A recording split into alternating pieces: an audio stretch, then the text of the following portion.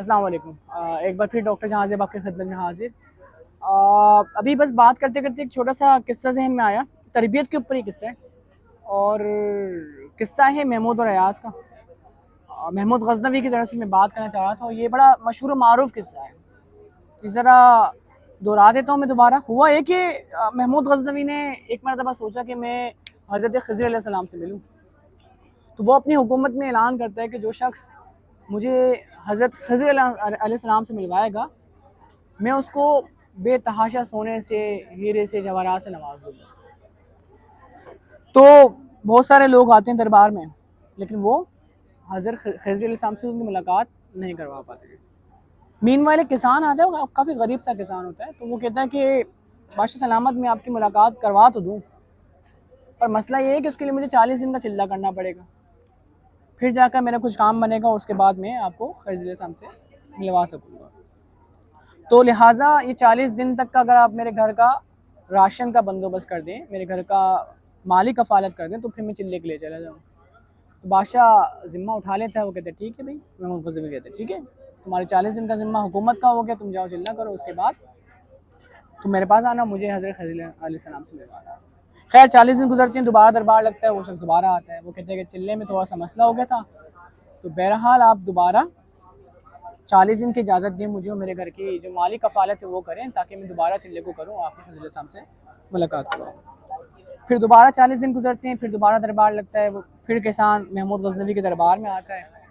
फिर कहता है कि देखें, मसला ये है कि मैं हूँ गरीब किसान, मेरे हालात ठीक नहीं थे, फसल मेरी तबाह हो चुकी थी, घर की कफ़ालत के लिए कोई और रास्ता मुझे नज़र नहीं आया, तो मैंने आपसे झूठ कहा कि मैं चिल्ला करके ख़िज़र अलैहिस्सलाम से मुलाकात करूँ। बहरहाल फिर दरबारी होते हैं, वो बड़ा नाराज़ होते हैं। वज़ीर जो उनके वज़रा जो होते हैं वो नाराज़ होते हैं। वो कहते हैं कि नहीं भाई, इसने बादशाह से झूठ बोला है तो सज़ा मिलनी चाहिए। मीनवाइल फिर महमूद गज़नवी जो हैं अपने वज़रा को बुलाते हैं और पूछते हैं कि आप सजेस्ट करें, तजवीज़ करें कि इस शख्स ने जिसने मुझसे झूठ बोला है उसको सज़ा क्या मिलनी चाहिए। तो पहले वज़ीर को मुखातिब होकर वो कहते हैं ज़रा बताओ उसको सज़ा क्या मिलनी है।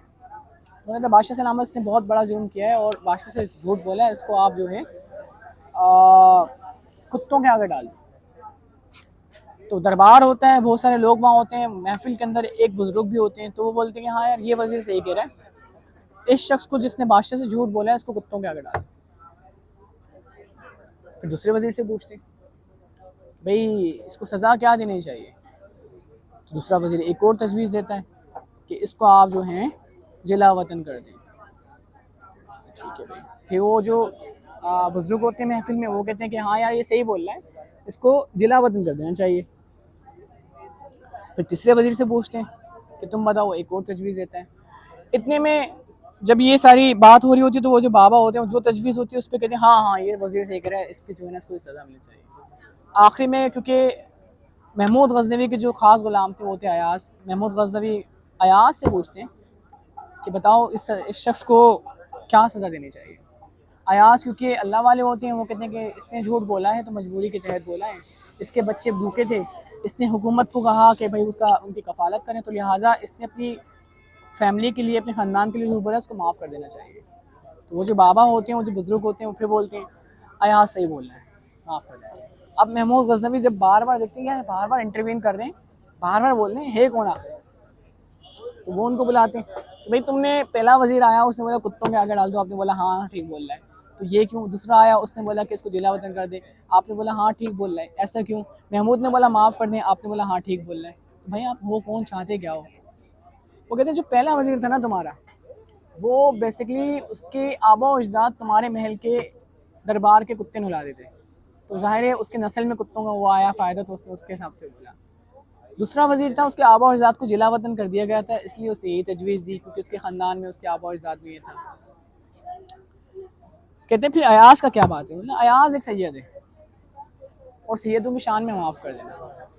तो महमूद गज़नवी बड़े हैरान होते हैं कि यार ये बताओ अयास, तुम बचपन से मेरे साथ हो, तुम इतने ज़माने से हो, तुमने मुझे कभी बताया नहीं कि तुम सैयद हो।